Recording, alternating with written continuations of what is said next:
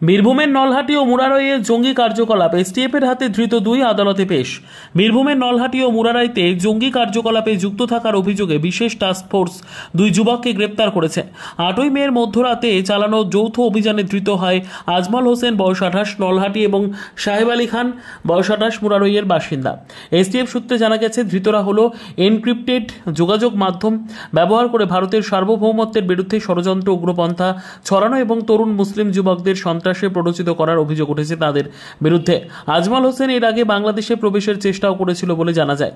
ধৃতদের কাছ থেকে অস্ত্র সংগ্রহ ও বিস্ফোরক তৈরির পরিকল্পনার প্রমাণ মিলেছে। আজ দুই অভিযুক্তকে রামপুরহাট এসিজেএম আদালতে পেশ করে পুলিশ। রিমান্ডে নেওয়ার আবেদন জানানো হয়েছে। তদন্তকারী জঙ্গি নেটওয়ার্কের অন্যান্য শাখার খোঁজে জিজ্ঞাসাবাদ চালাবে।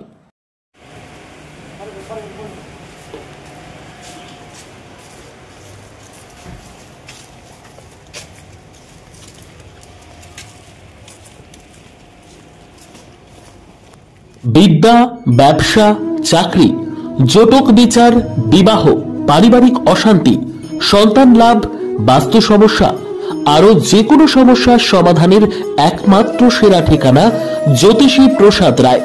আর দেরি না করে আজই চলে আসুন প্রসাদ রায়ের কাছে।